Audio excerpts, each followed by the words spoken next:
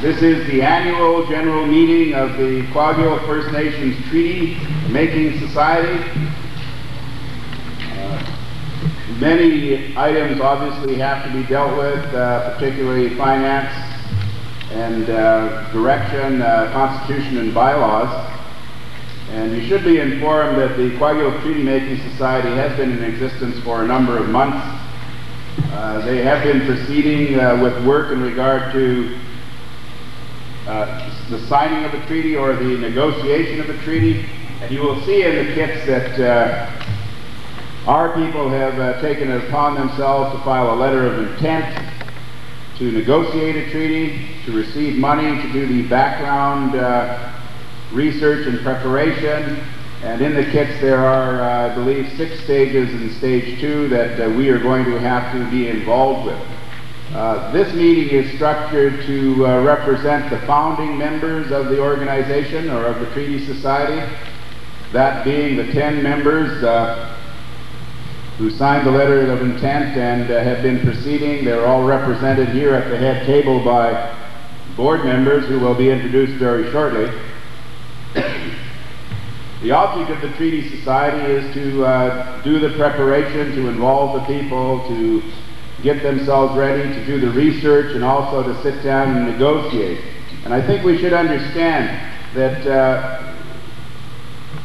there's no compulsion in regard to this. These are decisions that have been made by the founding members. If people are interested in negotiating other ways or declaring their sovereignty or independence in other ways, and that's obviously their choice, and we certainly are not going to interfere with that kind of stuff.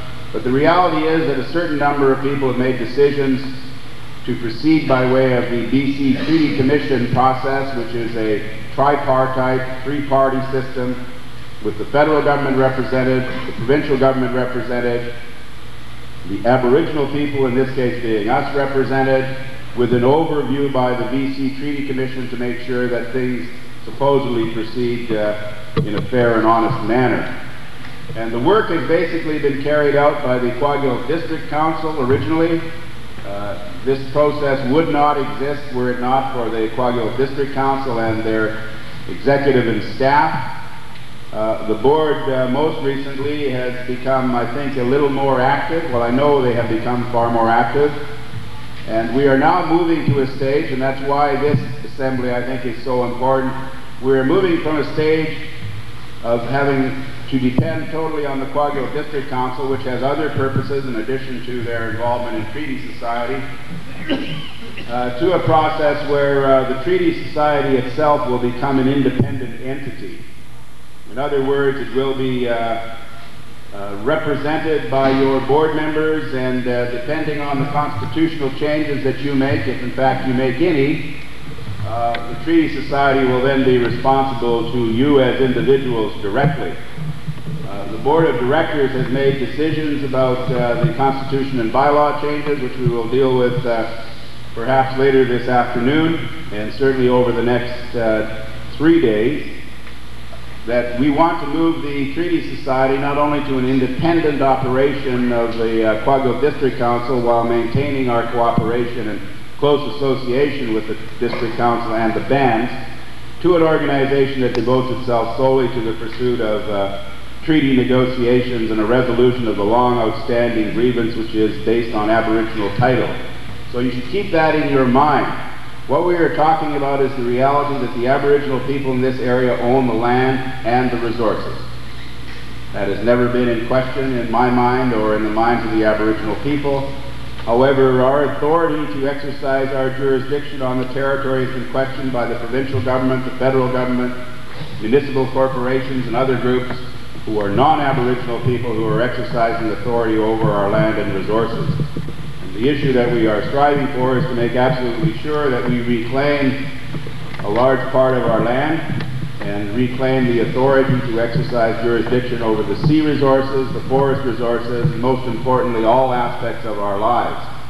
And that, in a nutshell, is what the treaty negotiations are all about. And we, I think, are now at a stage, even though funding problems, not internal funding problems, but funding problems in terms of the amount of money that we have been allowed may inhibit our development, we are now at the stage to embark on the research and database work, and you'll see all of the other things that are included under item 3. But what we require absolutely, and I hope that you keep this in your mind, is your participation. This is about your rights. This is about our rights. This is not about the board of directors or the founding members or any one of the band's rights. This is about your rights as citizens of our nations of people who have come together to try to reclaim control of our land. So I would hope that you would keep that in mind. This is not an organization like some other organizations that are dedicated to one or another purpose. It is not our purpose to deal with the Department of Indian Affairs. It is not our purpose to deal specifically with forestry or fisheries. We have other organizations that are involved in those kind of direct dealings. But it is the purpose of the Treaty Society to deal directly with the question of negotiating a new resolution of how we relate to the non-Indian people and how we relate to the land. So that, in exactly 4.5 minutes, Bill, is the background. We are today now at stage 2 of a treaty process that incorporates, I understand, 6 stages. We will eventually end up at the table negotiating. We will eventually end up signing a treaty. But if we do all of that, it has to be done with your understanding, first of all, and it has to be done with your approval. We cannot have a situation where individual leaders or other people are making decisions on your behalf or exercising authority on your behalf. So the purpose of the Treaty Society is obviously to pursue treaty negotiations, but one of the primary purposes, which you will see included in the agenda and dealt with in some detail, is public education, that's you and I, and communication between or among us all to make sure that we all know what is going on. And from my point of view, people involvement, citizenship involvement is the most important consideration. So that means you and I and our kids and our grandkids and other people who are involved in our nations. Okay, what I'd like to do, you'll see them here at the head table. These people at the head table are your board members. These people were represented or were appointed by your band. The nations that you see listed on the front of the Treaty Making Society kit, they are one representative per band, and these people are viewed as the founding members of the organization, the Treaty Making Society, and they have been meeting on a regular basis over the last 3 months and previous to that to try to bring us to the point where we are getting ready to satisfy our requirements for stage 2 and move on to actual negotiations. It's my pleasure to introduce someone whom you all know. One of the, not problems, but one of the lacks that our board has had has been the fact that the elders have not represented themselves at this board table. They have adequately represented themselves, in other functions, etc., but we have asked for representatives, one from the north and one from the south, and it's my privilege to introduce you to the new representative from the north, Wilpon, who you all know, and then if we can go along the table to introduce the others. Wilpon. Alors, il y a un mot qui est voté dans la Chambre qui nous meeting là, mais quoi, quand il faut que moi c'est mis. So mijn oude ballen weet iemand toen af. En we zitten wat hem gaat. Qual halala tak lachen zeggen hij meten na. Wela wewa. Naast me jou. Qual halala ze gewoon gaan zo aan tijd iets om te de eet als wachten. En gaat als wachten. Kan zo laten gaan. Kan zo een ander gezegd op. Ik heb de gezegd dat het is halala. Qual halala tak. En ik in zeggen gaan zeggen. Nana gezegd dat we ze wachten. أخايو خاشن شيخ ما وتأوينا كل خانس سبيشل كده باكم أو خاشن مش كده ماما تلا خيش خاش لخا خيش هذا أو جاء أي خير شيخ ما يجاهن سوق سبيشل ياكم جاهن سوينا كل خمس خاشة كيوش نسال ومش لاش ولا خيزها ما يخطيوش وصل لما تلقوكو خيزها ميدان لما خاش غير تخنس تاكسي أولا بيدا وإذا لتاكسي زي ميدا كيوب تاكسي مساكن ما فيش ويجا كل فيكنس خيني ميلا قيجي لها تاكسي أهم Seaweed Smith, Mainil, and I'm the director for the Mamle Kwakiutl. Bill Asu, representing Wewake Nation. Good morning, everybody. Stephen Dick, Quaker Band.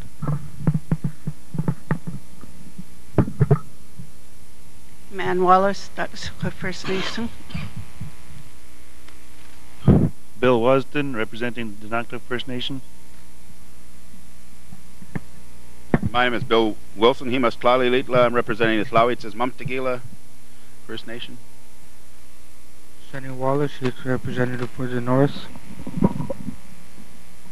Good morning, everybody. Barry Calder, representing Quetzino. I'm honored to be in this position. I also would like you to know that I've been honored with a name, Nimugwis, and I'm here to do whatever I can to help this process. Thank you.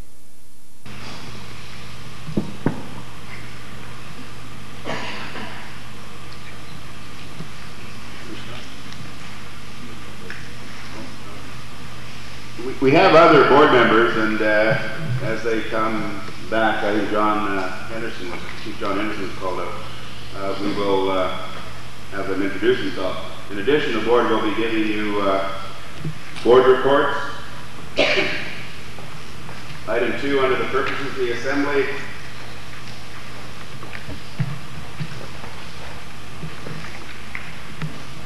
The Treaty Making Society now has a board that meets regularly. We have a revolving agenda with which we work. Responsibility has been delegated among the board members, and the board members' participation, with few exceptions, has been excellent. We seem to have established a process of decision-making that can deal in an organized manner with the hugely complicated issues that we confront. A resolution was passed some time ago for the board to staff the Treaty Making Society. For various reasons, this resolution was not acted upon until recently. After a lengthy process of paper screening, evaluation, and interviewing, we have hired a treaty coordinator in the person of Ms. Carol Dumont. Carol, would you stand up, please? This is our treaty coordinator that we have recently hired. Thanks to the Homalco Indian Band, we met with Indian groups to the south of us. This meeting, held on the 13th and 14th of June 1995 at the new Homalco Band complex, was very successful. We were able to establish a draft protocol, which you will find in your kits. This is an essential first step in regard to one of the Stage 2 requirements that deals with boundary resolutions. We will be having a meeting, I believe, on the 10th in Cape Mudge to follow up on the development of protocol. And the non-Indian group, the Treaty Society Commission, or the federal government, put in our path the question of boundaries, thinking perhaps that would be insurmountable, that we would not be able to settle boundary disputes with neighboring tribes, hoping, of course, that would delay negotiations. At any rate, this is step one in how we might resolve those amicably, and suggestions are being made that we refer it to a council of elders, their elders, our elders. Let them draw the boundary line and let us live with what they agree, rather than arguing over whose writ runs where and where the line is. The Board of Directors identified communication and education as being priorities, perhaps second only to citizenship participation. We have embarked on efforts to produce educational materials which will be widely distributed. We have a land claims workshop format that we will be taking to the communities as soon after this assembly as possible. We have made a decision to purchase some of the new digital video equipment that will give us the ability to produce our own television productions dealing with the treaty process and the land claims issue. You have an example right here. This is one of the new cameras. It's, I can't explain it, but I'm sure Doug West would be able to explain it to you. It's top of the line. It's the most sophisticated you can buy. It's equivalent to TV production cameras on BCTV or CBC. It's recording right now, I hope. The most important involvement that we want to continue and expand is that with the elders. Their counsel, of course, is invaluable. Despite our educational and electronic sophistication, we must involve the elders more directly, as they are the living legacy of all of our knowledge. The board requires the input of elders in all aspects, but most particularly by way of the presence of 2 elders who will be the full members of our board. We now have one of the elders from the north. We are asking the elders from the south to get together to appoint their representatives, so we will have a full board with elders council. At the other end of the age spectrum are our youth. The youth have elected 2 representatives to our board who have contributed their knowledge and idealism despite the requirement of school and exams. And particularly proud about that. I was a student once. You'll find that hard to believe, I know, but I had to write exams and do other things, and Sonny and Michelle have, to the best of their ability, attended our meetings while at the same time having to write final exams.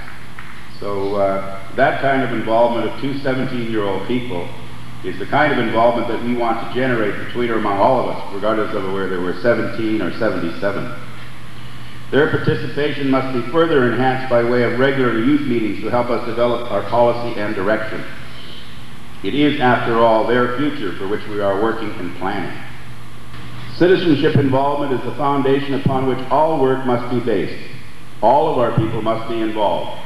Land claims deals made in isolation of people who are affected are doomed to failure. We do not want this to happen. More than that, we will not allow this to happen. The question of ratification of any work or agreements is based on the involvement of our citizens. They must be involved at the front end in a full and equal manner if they are to ratify our treaty at the back end. The development of a research and database is one of the primary jobs of the Treaty Society. The resources of the sea and land must be documented. We are setting up mechanisms to gather this information. Excuse me.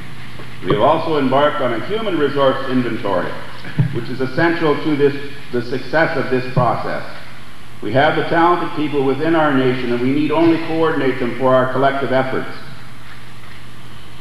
Just as it is essential for our citizens to be involved in our ratification, so too it is necessary for all of us to be involved in policy development and direction for the Treaty Society. This annual meeting is only one of the mechanisms in which you as individuals can set the policy and give the direction for the work that is to be done. Language and translation is viewed by the board as an essential ingredient of this process. Ideally, we should all be speaking our own native language in all of our discussions. This is not the case at this time, but it should not prevent us from working towards this ideal. We've taken steps in terms of language translation for meetings and of documents to ensure that the language is the foundation of our agreements and understanding. This is a priority area for us. We are fortunate to have Daisy Seaweed Smith on our board, along with other language authorities in the community who can work with us and develop the processes that can not only retain but enhance our language.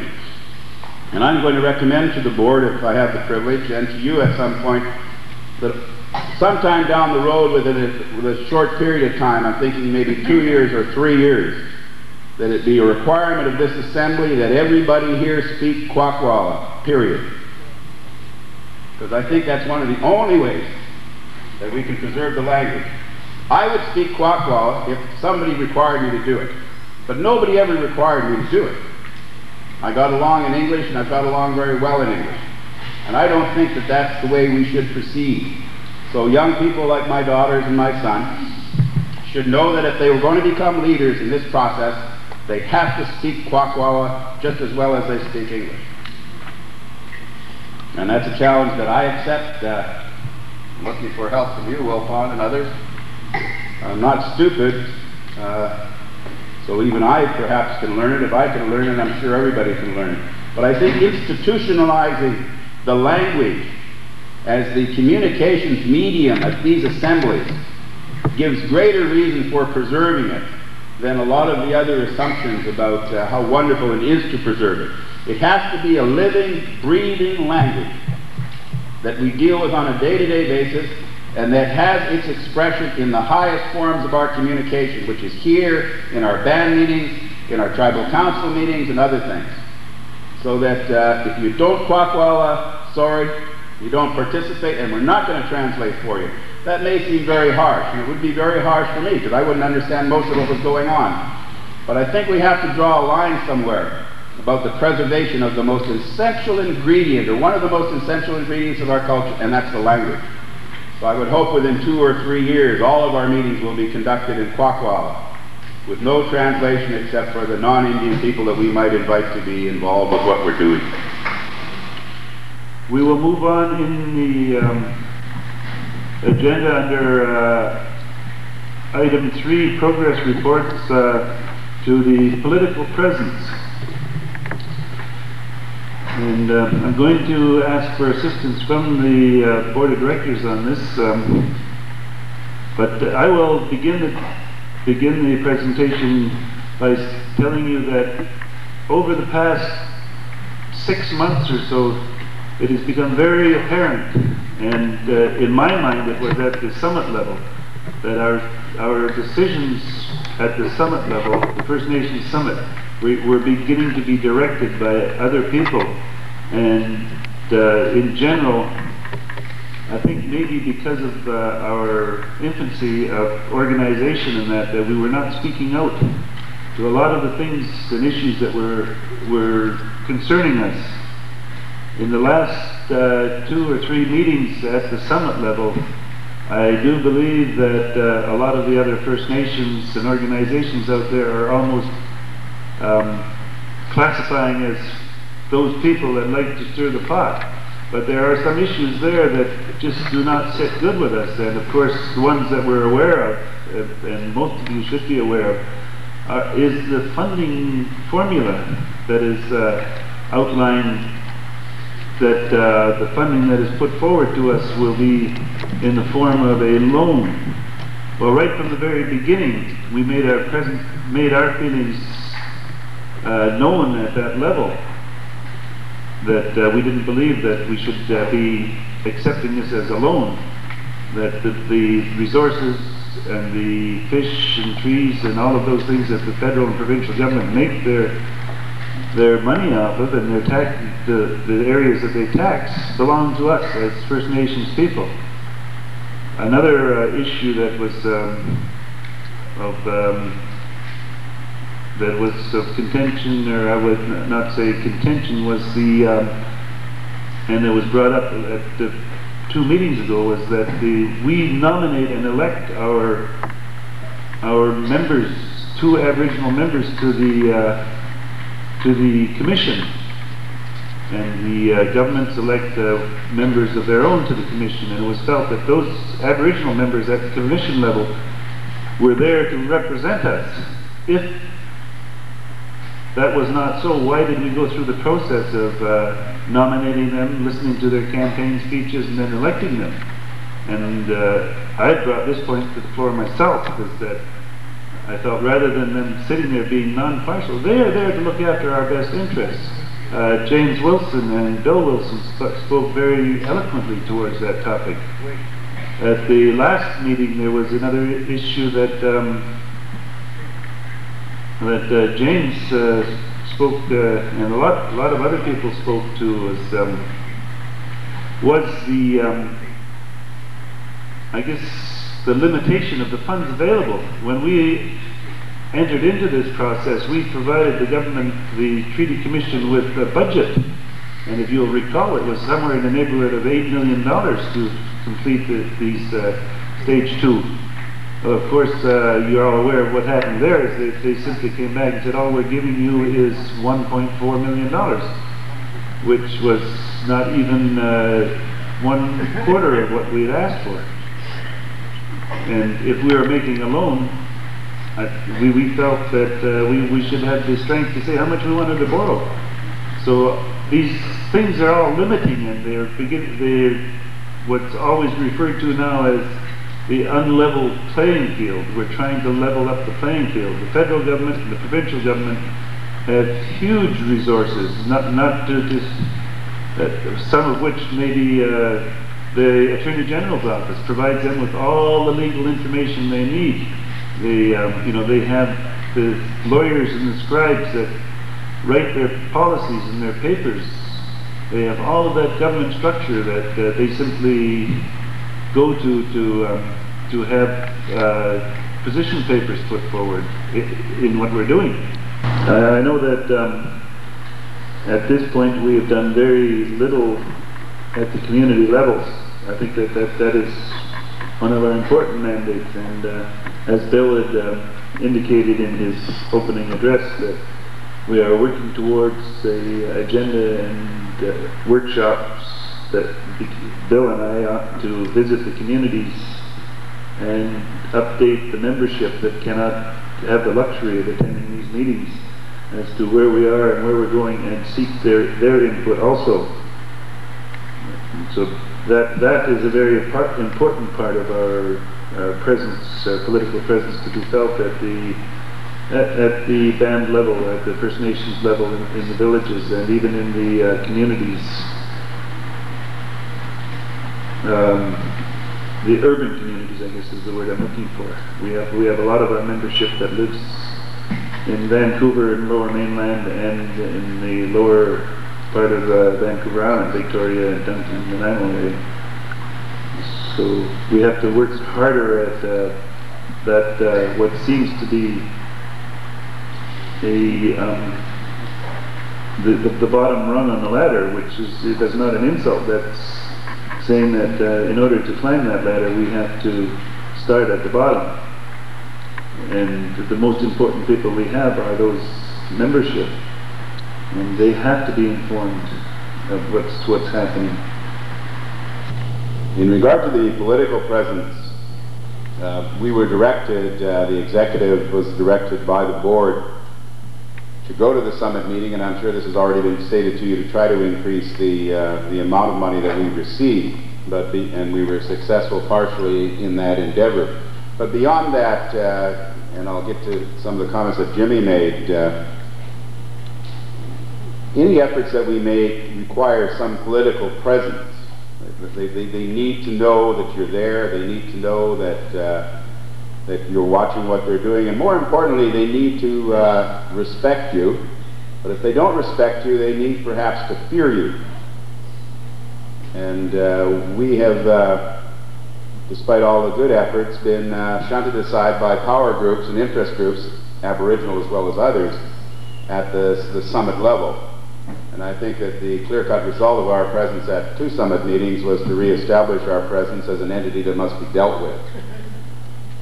The speeches made by the various people there, including Jimmy and John Henderson and others, and myself, indicated to them that we're back again, that we cannot be pushed around by that process, and I think we should continue our efforts in regard to that process, even though that process is controlled by one individual and one tribal council.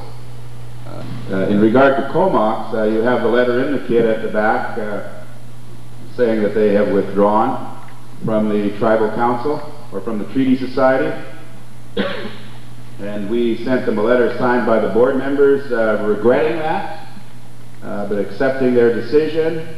And I'm sorry the letter is not in there. The letter said that the door will always be open to you. Yeah, the letter from Comox is there, but my reply is not in it. Somehow we couldn't find it. It's in my office in Victoria. But that's what the letter said. We regret your decision. We respect your right to make it. The door will always be open to you. as it is to other groups, and we hope that we can resolve the outstanding financial circumstance amicably. You see, because they were part of the loan application, and they incurred at least 1/11 of the debt, so they're going to be responsible for that. So we're having a negotiation where we've had a letter of offer from them.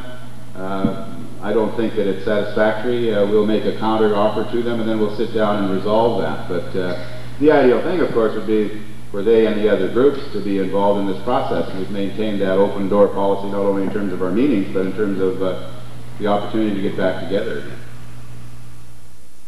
again. Could I have your attention, please? If we can come to order, we need an opening prayer. Who? Wisati? We're...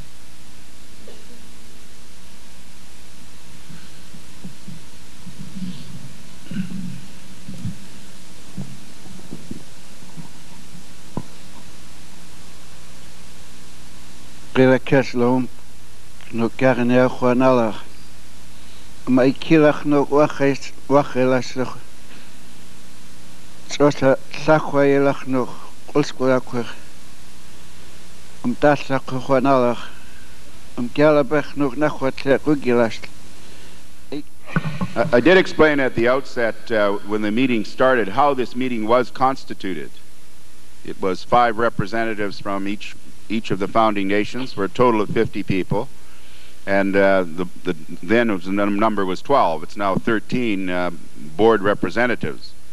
And they would be the ones, if it came to a vote, and we have not had a vote, which gets to Jimmy's second question. They would be the ones who would vote if we did come to a vote, which gets to Jimmy's second question about what is consensus. Consensus simply is you try to discuss the issue until there's no objection. And if anyone objects, they have to express their objection to the procedure or to the motion. And if you can't arrive at everyone agreeing, then you don't have consensus. And then and only then do you resort to voting. Then if there are a majority of people in favor of what you're proposing or what is being proposed by the floor, then the motion passes. But that way of proceeding, why we're trying to proceed by way of consensus, we do that at the board meetings as well. I don't remember that we had I don't think this board has ever had a vote. Have we? Yeah, we haven't had a vote. We sat there and talked it out until everyone was satisfied, which was a much better way, I think, of proceeding than having a vote, because many of you will know, being involved in elections or other voting, I mean, if there are 2 sides to it, inevitably one side is going to be dissatisfied. So the objective is to try to get all the groups satisfied or all the individuals satisfied, instead of having a vote where just larger numbers dictate to the minority. That's something we've suffered with not only at the provincial level, but even in some of our meetings. That I mean, if you have more people, then you get your way. But that still leaves a lot of people unhappy. So what we're trying to do is try to make, if not everybody absolutely happy, at least everybody satisfied that their say has been heard and have moved the discussion so that it's accommodating to them. So that's the difference. Consensus is trying to proceed to exhaust the issue to the satisfaction of everyone else, and having no people violently opposed. Yeah. If Daisy could translate what consensus means.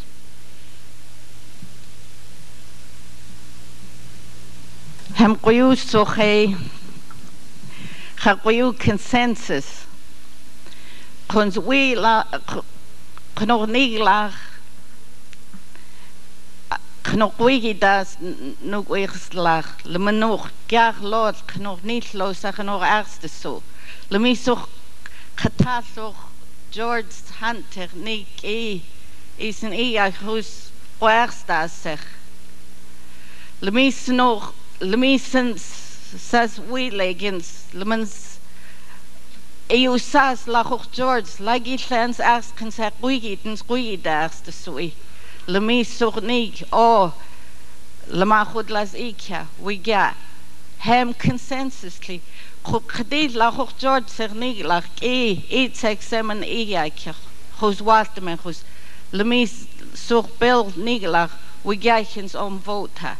Hem consensus tlelach, leg nog wel genoeg. Ga niet leg ook George, Lemis sur ergens te. Hilt alla consequigi de isens la vote. Hem consensus tlelach. Is la kadil kataslas is like the kadilama. Lamas you slack that Sadi. Without further ado, I'll introduce you to Barbara Fisher. Barbara. Thank you, Bill. That was an excellent description of the role of the Commission. I would just like to emphasize the role that we have as individual commissioners. I was appointed by British Columbia. I'm now in my second term as a commissioner. The terms are 2 years, so I'm now into my third year. And there's one other commissioner that's appointed by the federal government and 2 First Nations commissioners elected by your summit.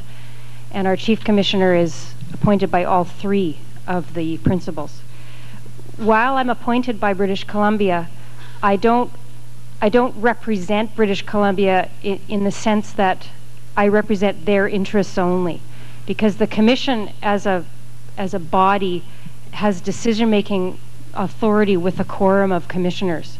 So when we make decisions about whether First Nations and governments are ready to negotiate, or when we make decisions about funding, or when we make any other kinds of decisions and accepting First Nations into the process, we do it as a group, as a collective, so that all of the interests of all the parties are represented.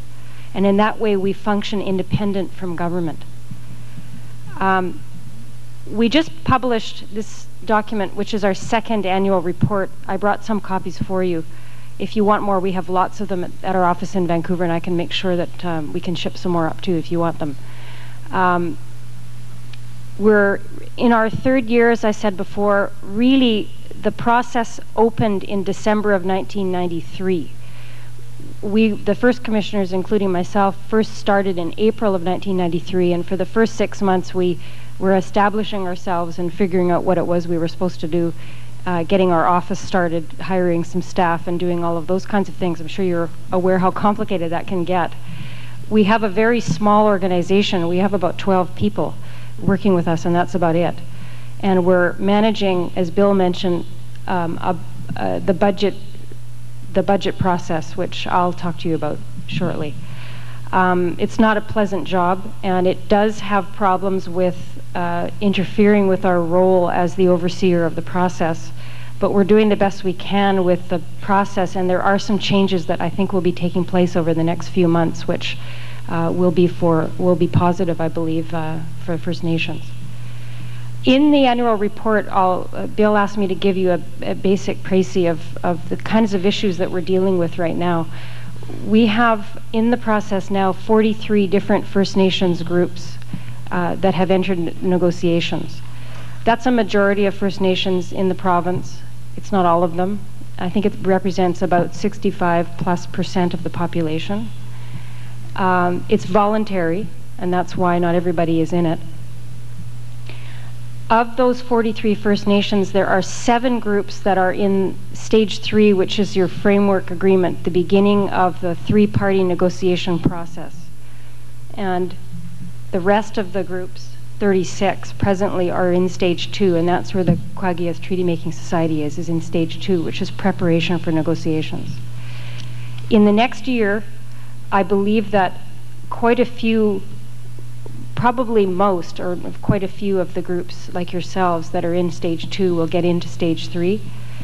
And those that are in stage 3 now will be moving into substantive negotiations, which is the 4th stage. That's when it really starts, because the framework is really where you sit down at the table with the other parties and decide what it is you're going to negotiate. You define it a little more clearly and how long you think it will take and how you're going to go about doing that. So there have been problems, and I'm not naive about that, not with at least the couple years I've got under my belt now. But it is working, and it's not perfect, but it's a process that has provided First Nations with a table for negotiations for the first time in British Columbia. And until 1993, what happened when First Nations negotiated with government was they negotiated with the federal government only, and if they had a problem at the table, they had nowhere to go except to the court or to some sort of confrontation. And the commission is there as an overseer so that we can try to make sure the table is as even as possible. The term level playing field is used all the time. We're trying to make it as level as possible. Everybody knows it's not completely level.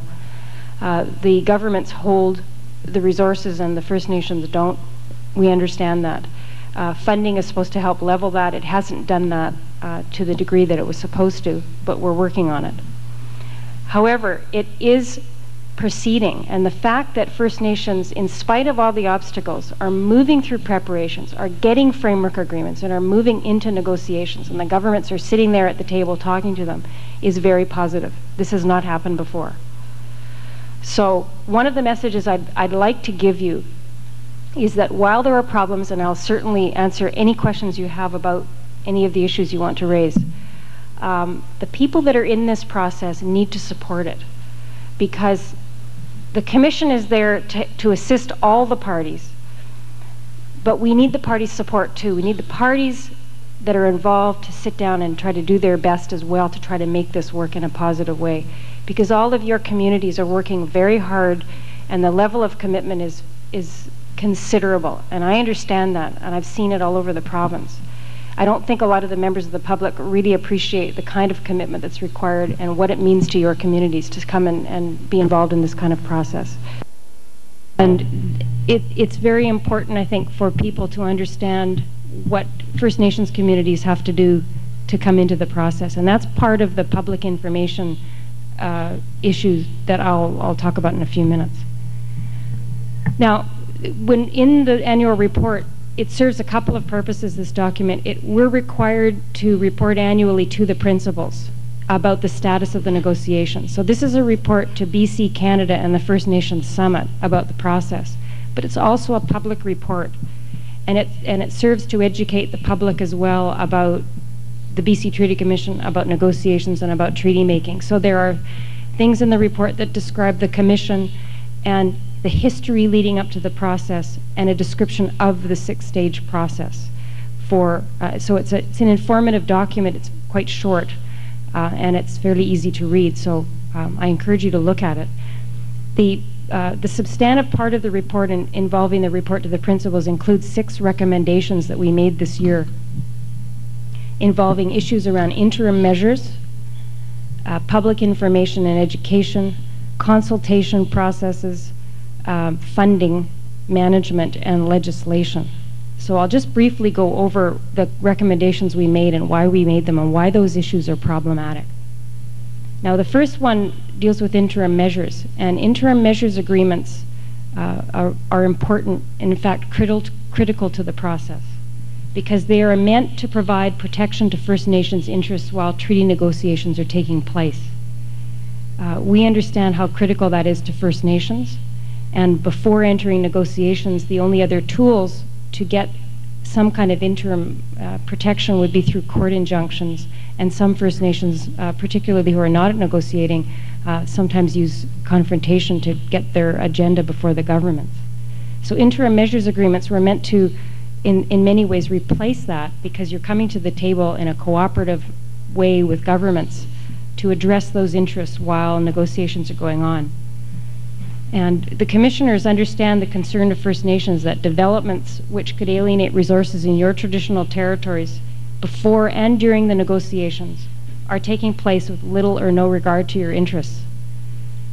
British Columbia, on the other hand, is concerned about economic development ongoing and not stalling economic development, about balancing the interests of all the people in British Columbia, and providing some sort of certainty on the use of resources during the negotiation process.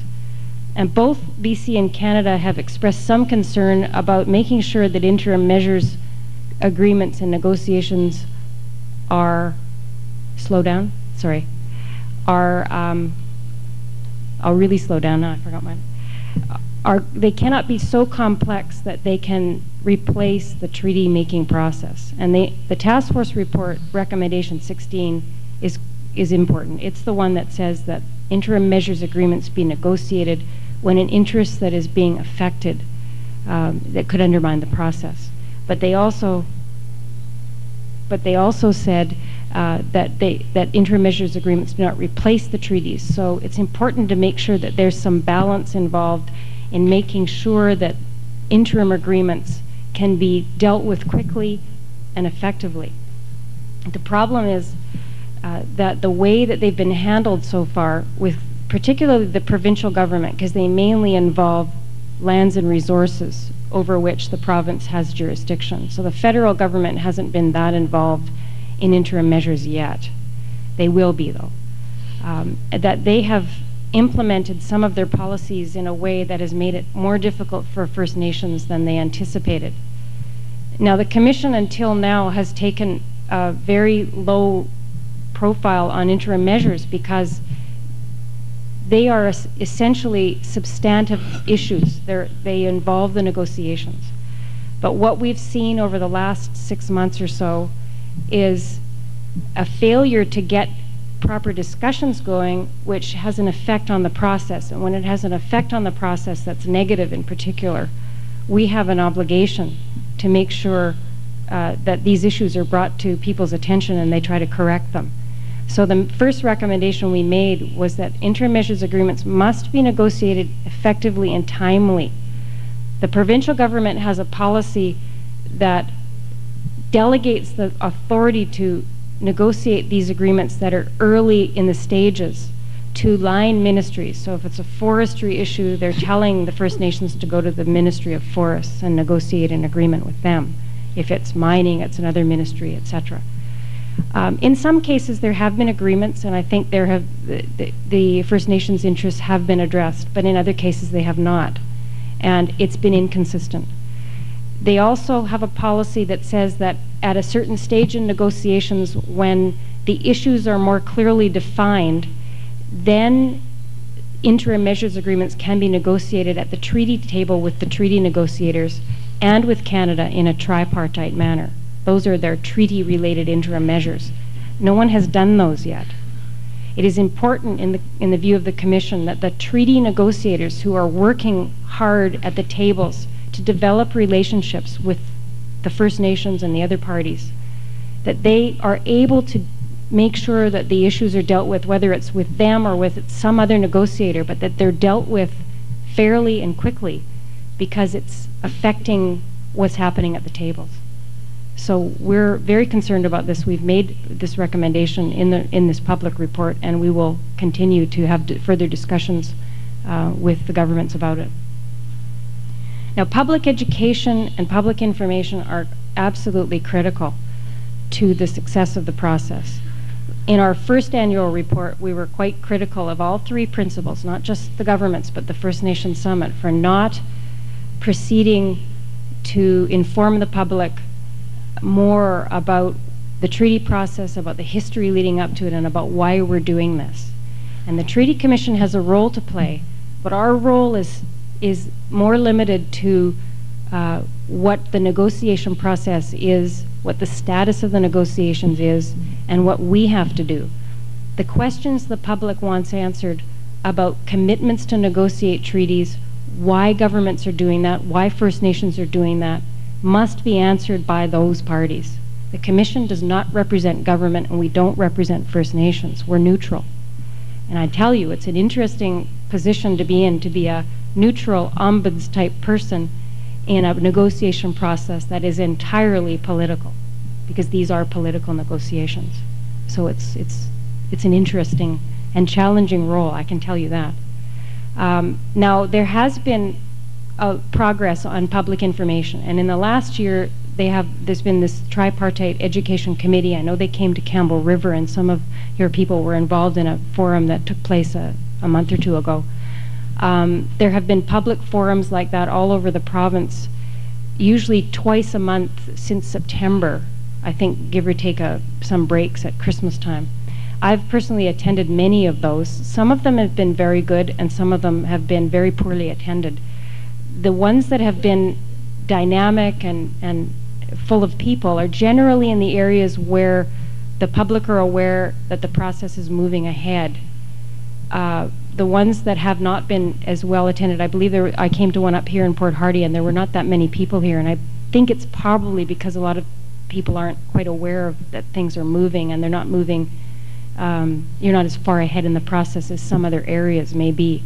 That's completely understandable. These public forums have, I think they've reached the end of their format, and we're encouraging this committee to move ahead with some more kinds of ideas to reach the public.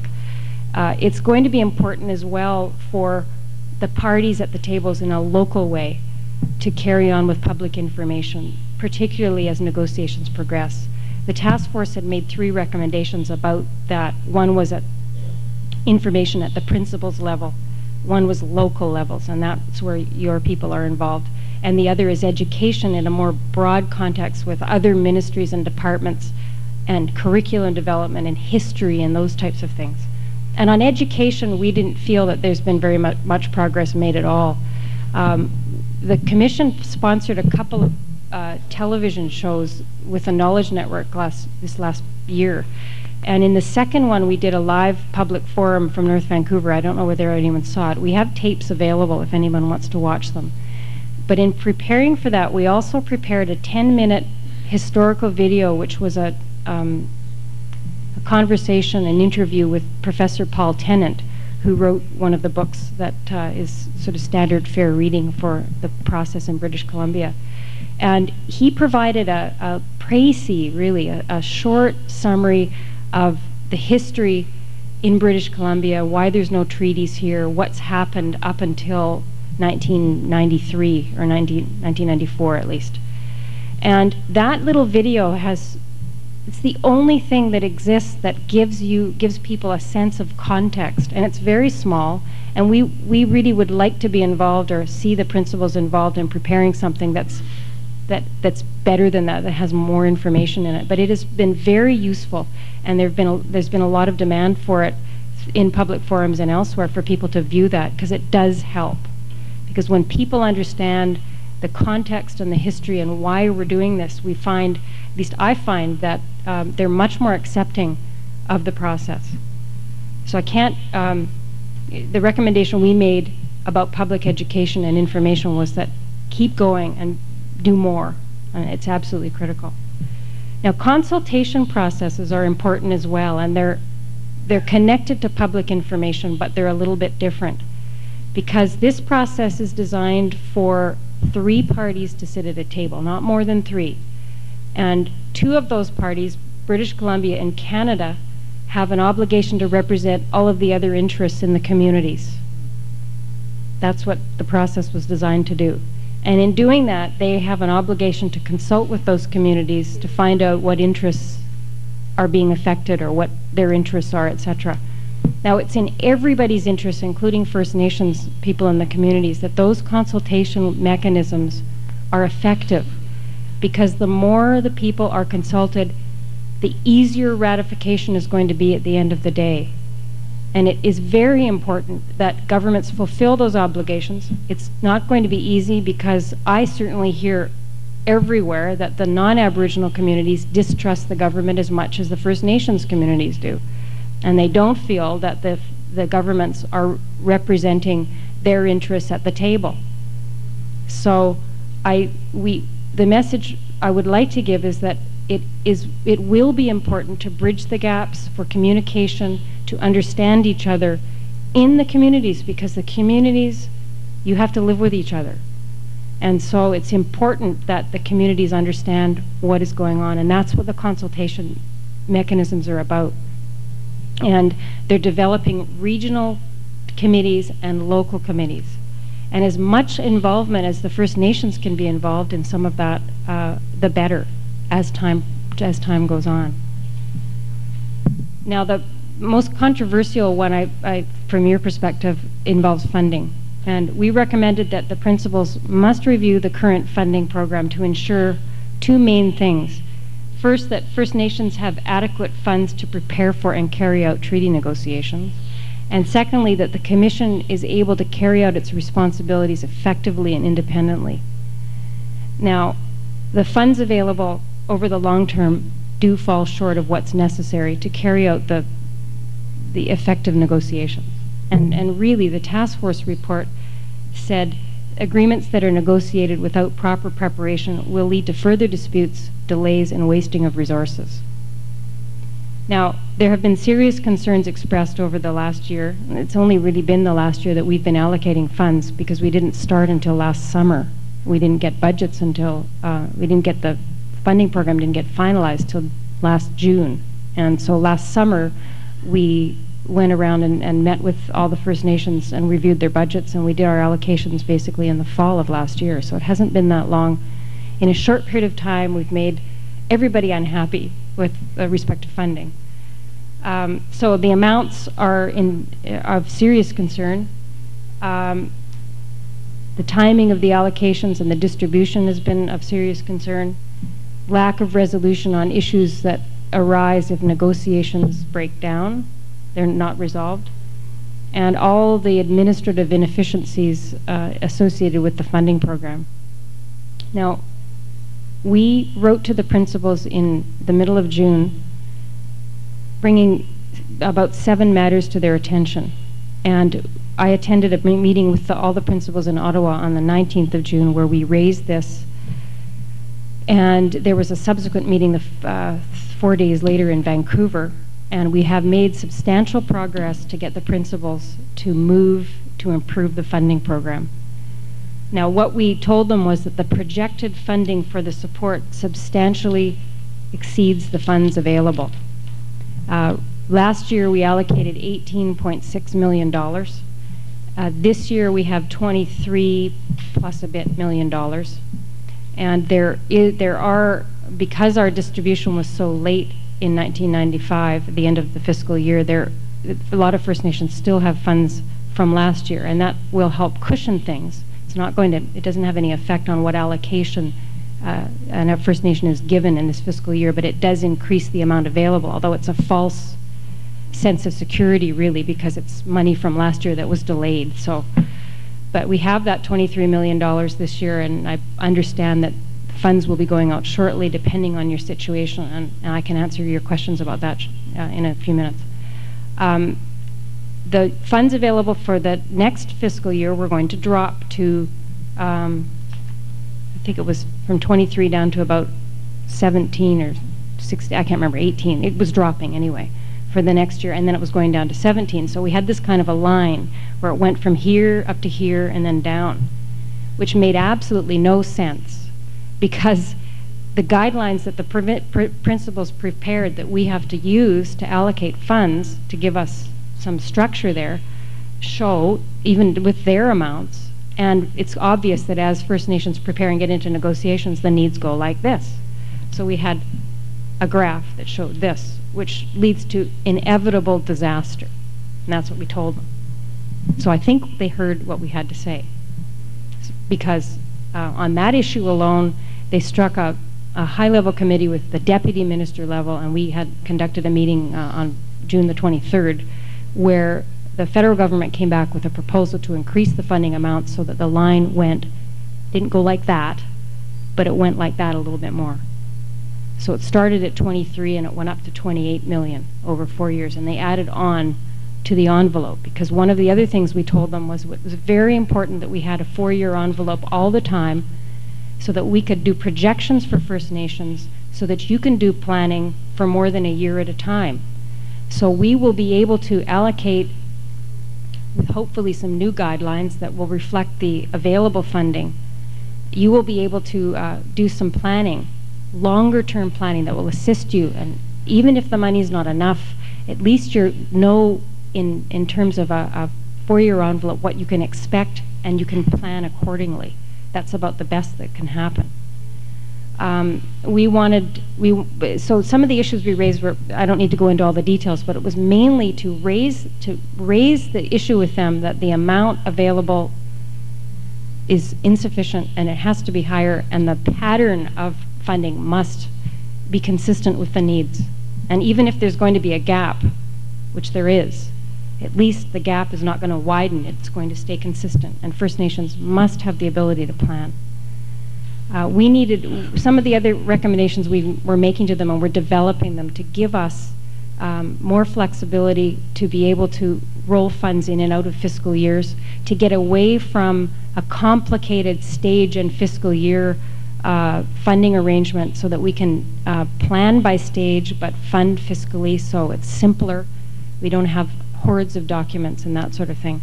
So I am pleased to tell you that we've made substantial progress with the principals on this. It has not been easy to get these three principals together on this kind of a matter, because Canada and British Columbia for the last 2 years have been expressing serious concerns about the efficiency of the process and about the numbers of First Nations and the commitments they made.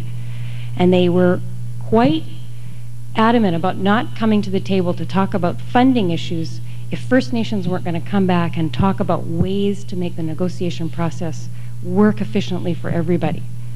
So that leads me into the next recommendation that we made about management of the process, that there must be ways for everyone involved in this process, not just the summit, but all the First Nations involved in it, but primarily the principals, to work out ways that will assist everybody to move through the process efficiently, because it's in everybody's interest to have the goals accomplished, to make progress. And if you're going to borrow money or if you're going to get contribution money, you want to make it, you want to use it as efficiently as you can.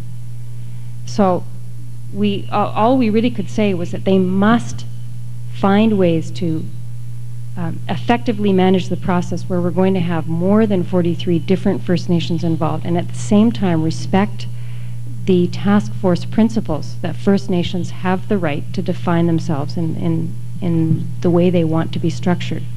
Now, what this may involve, there have been some preliminary discussions where Canada and British Columbia, in terms of developing their mandates, may be saying on an issue basis, and this doesn't even have anything to do with cost, it has to do with some way of dealing with issues that may be of common to maybe a number of different First Nations in an area. It may involve fish, it might involve some other resource, of trying to get a number of different First Nations to come to meetings, at least at an exploratory level, to share information and begin to discuss issues they may have in common and ways to streamline some of the negotiations. And there may be some discussions about that.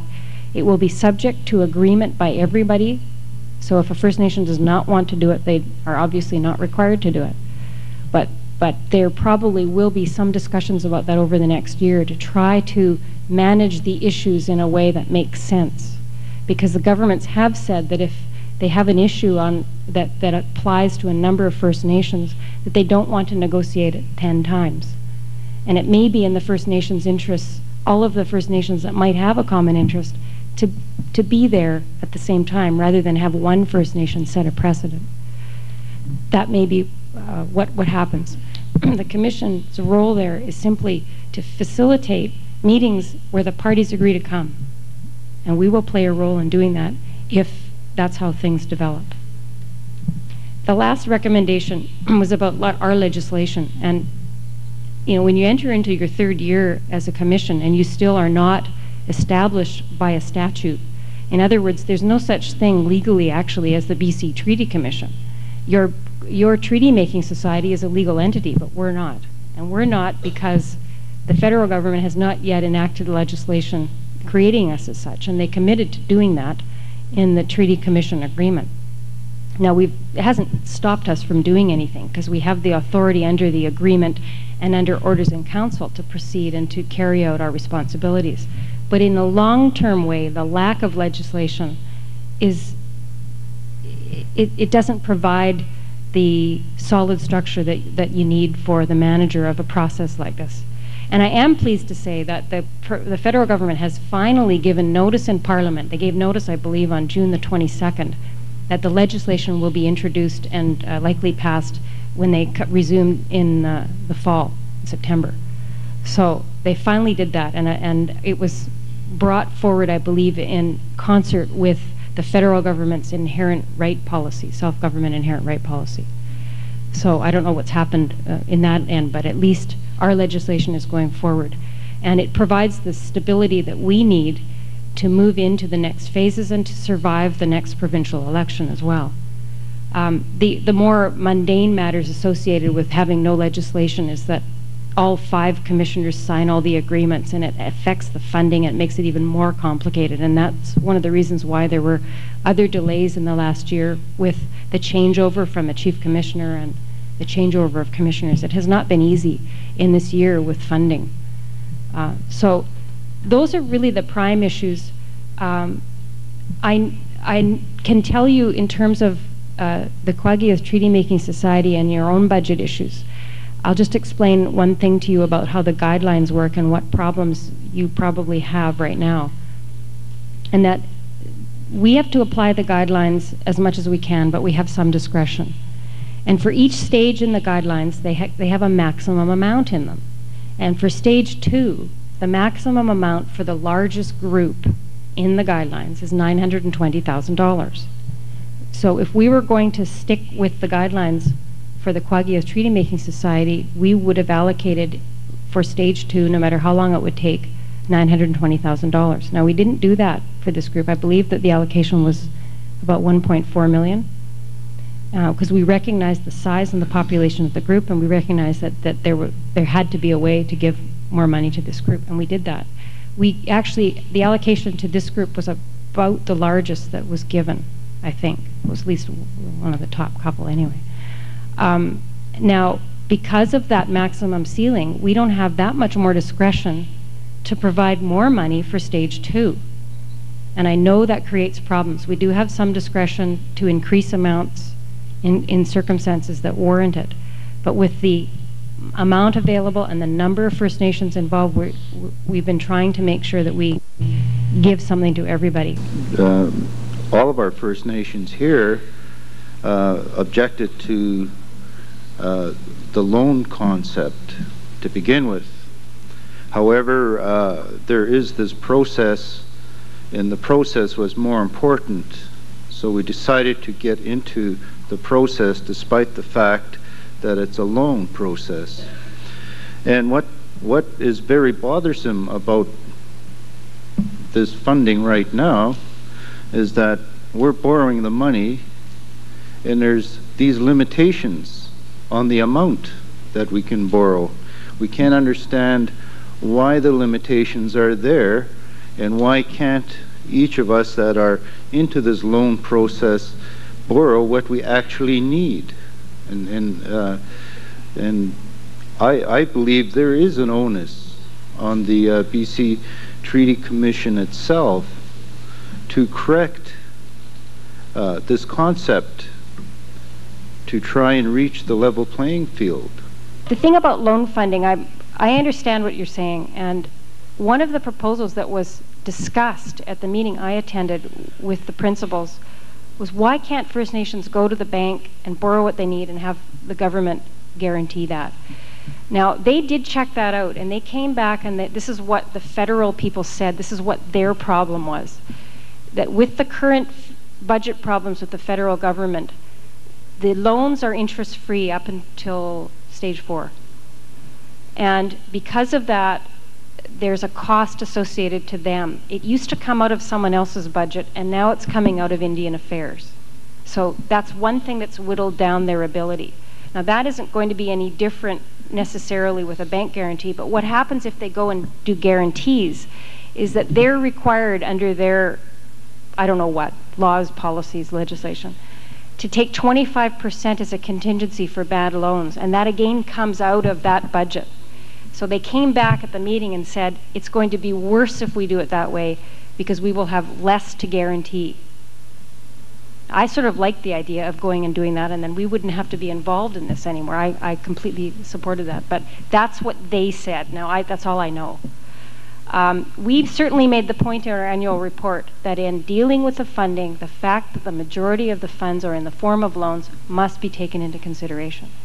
I think what's happened is because of the combination of contribution and loan, and they're dealt with as one fund, the governments in the current political climate are apoplectic. They're just they're going, you know, they're really scared in a lot of ways about accountability. And so they've gone overboard on the detail that drives me just as crazy as it drives you. As a matter of fact, in the last few months, since I've stopped being the acting chief commissioner, I've had the pleasure of not having to deal with funding on a daily basis. And so I'm not totally up to snuff on exactly what's happening right now, but I will be after next week when we meet. And so that's good news and bad. Good news for me, bad news for you. But in any event, I don't know the answer to that. I appreciate what all of you have said about maybe the Treaty Commission should have more authority, but I don't know how much more authority we could have in this kind of a process. Because remember, these are political negotiations that really are yours, and because of a lot of the things that you've said, all of you've said today, Jim was referring to that in terms of the government's not carrying on with their responsibilities and not doing these things and not proceeding. Because you're not yet at the table, your particular group, you're right, we don't have a tool to sort of say, well, you're not doing this and you're not doing that. And one of the approaches that we don't want to take, we don't want to become a police cop that points fingers and says, you're bad, you're bad, you're bad, because we want to try to look at a situation, try to identify the problem, and find a way to get people to solve them and move forward rather than get into a blaming arbitration thing. That's not our role. Our role is to facilitate everybody. That's all three parties. So I don't know the answer. If we had more power, for example, I don't know how we would get that, and I don't know if that would solve it, because essentially it's political, and some of these things are political issues. If we get too embroiled in political issues, we lose our neutrality. So it's a challenging, delicate balance for us to maintain that neutrality so that we have credibility, to look at the fairness of what's going on, and at the same time there's a reality there that if things are going on at the table on a substantive level that don't seem fair, it's a fine line, and it's a judgment call on our part. So I certainly understand what you're saying. Our authority is limited. I think it was limited purposely by the task force representatives.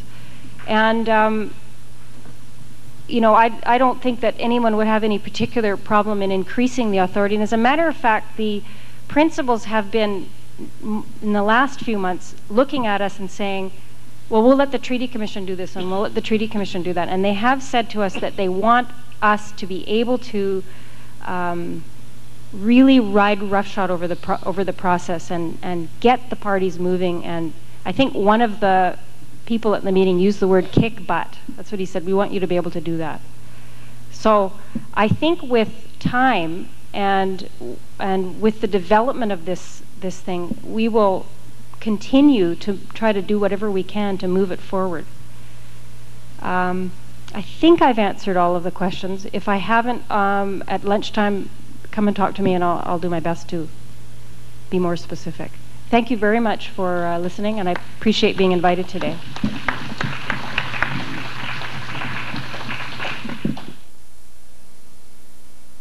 We can come back to order now, please. You should all have in front of you these long white sheets.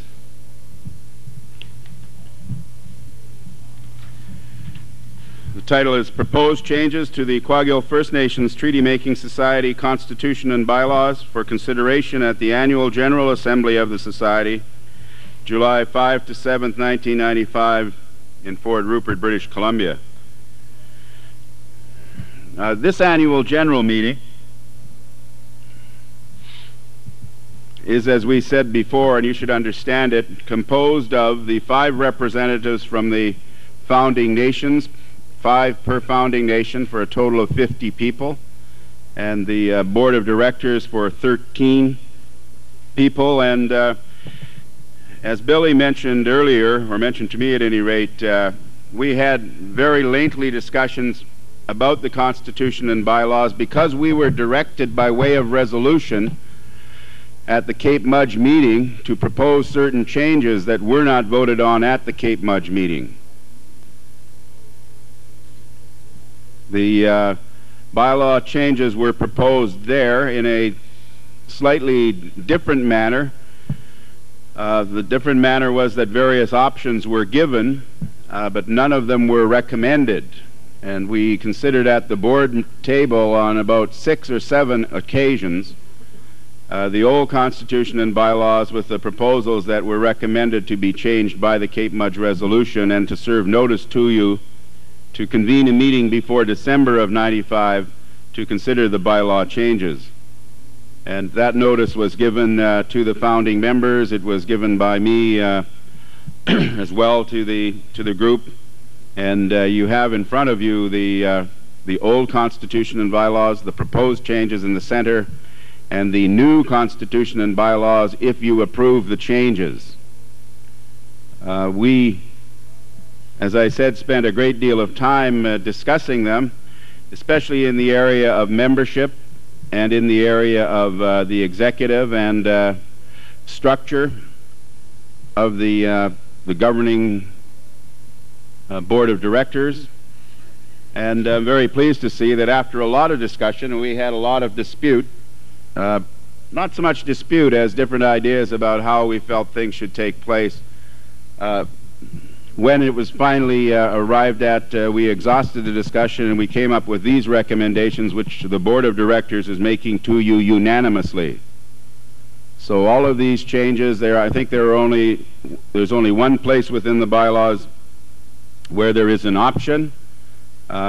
We are giving you, except for that, what we feel would streamline the Constitution and bylaws and be the governing document by which we conduct our business in our assemblies and engage in our voting and elections. So they have the unanimous approval of the board after a long, long period of consideration, and putting them in some kind of form was complicated. It wasn't you didn't need to be a rocket scientist to do it. You didn't need even to be a lawyer to do it. But we did put them together, and depending on the changes you approve, this will be the constitution and bylaws by which the society is governed. And the importance of it, which I'm sure you all know and which Wilpon has pointed out to me, is that we did have proposed constitution and bylaw changes before, but there was no vote taken on them, with the result that the society since Cape Mudge, even though we have been up and operational and been very active in many areas, has been operating without a consistent set of constitution and bylaws. We do have the first one that was registered, and we've been living by the dictates of that.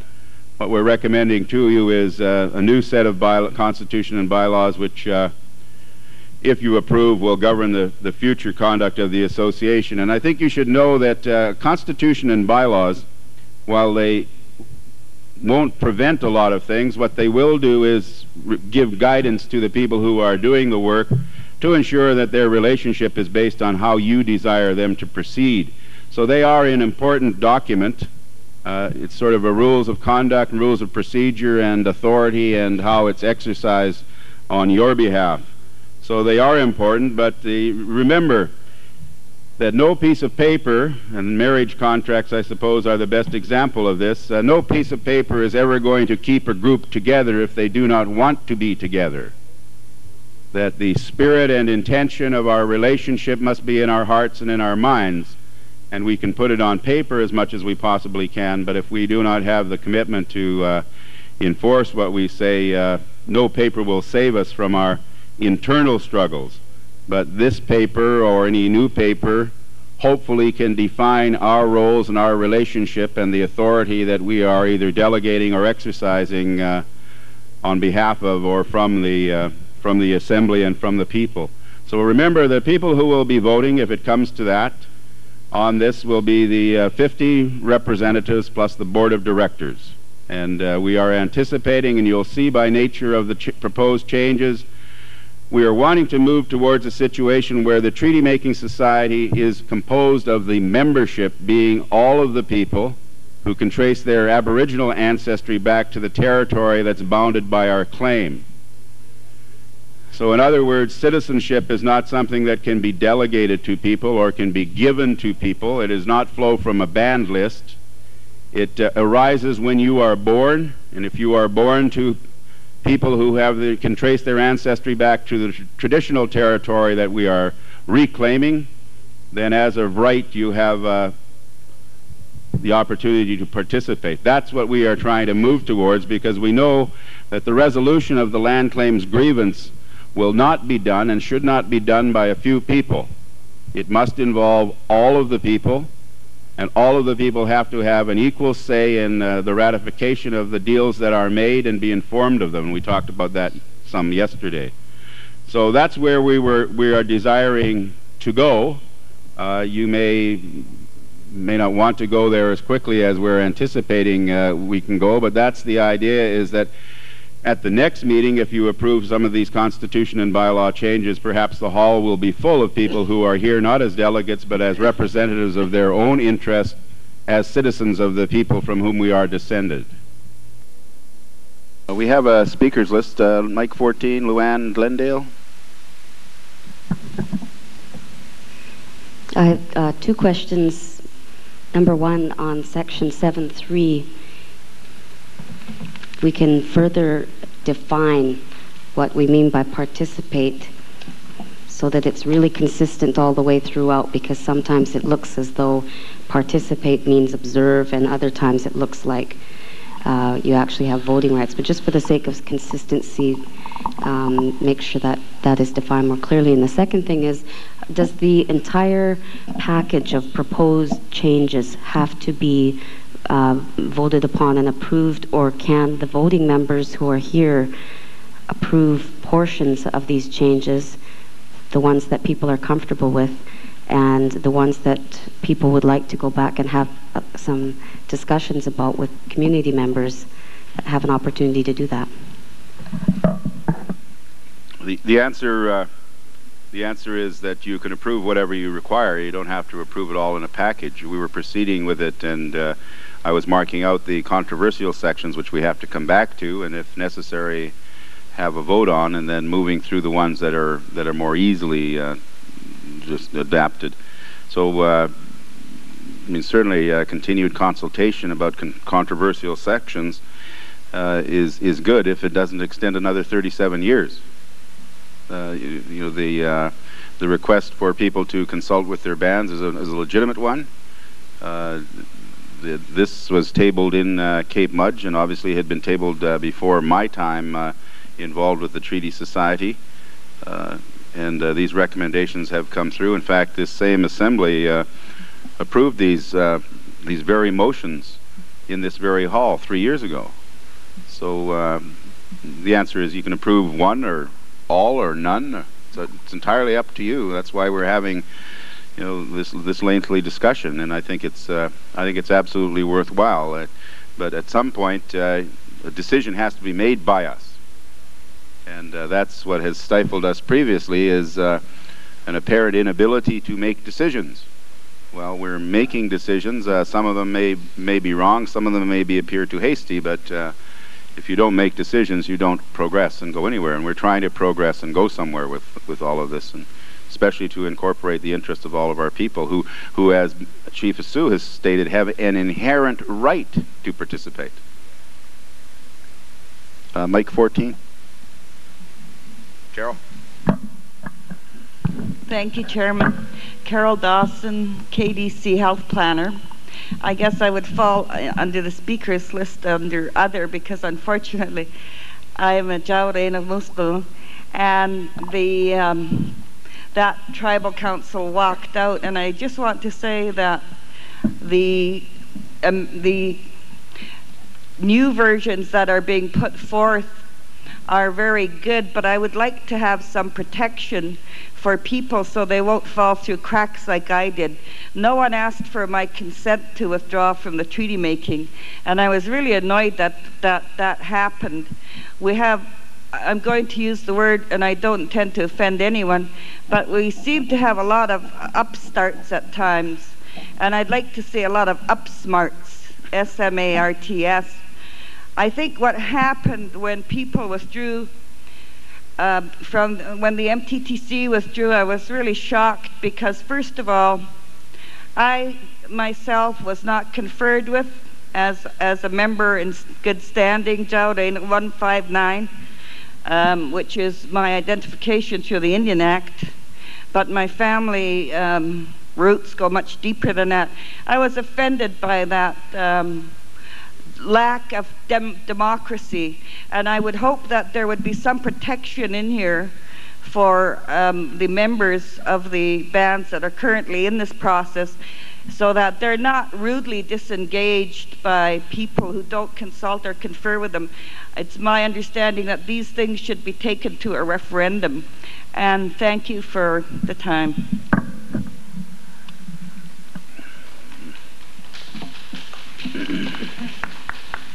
Thank you very much, Carol. To begin with, I'm sure you've never been had any reason not to be proud of being from Saladanuk. The other thing is that I know, even though it's none of my business, but I happen to be a Muskama myself. Part of me is, and that had you had a referendum on all the bands who chose to withdraw, in all probability the overwhelming majority would have said no, we're staying. And that's really one of the things that we're attempting to protect against in this process is if you involve the people and they all feel part of the process, they're going to protect it. They're going to protect their own interest in the process, but they're going to feel, more importantly, that there is something for them to be involved in. And especially among the young people, we require them to be involved, because who is going to be doing this management of the resources when all of this treaty is resolved?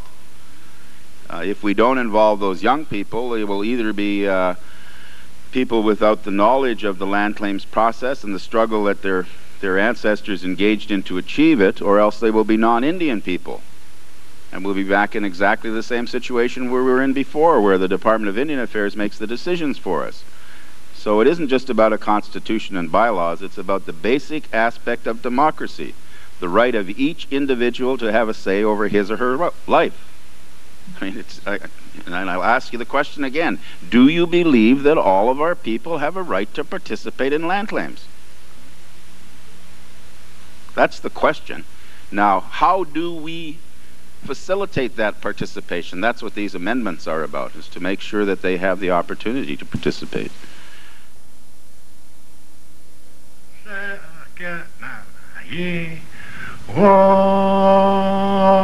Oh yeah, yeah.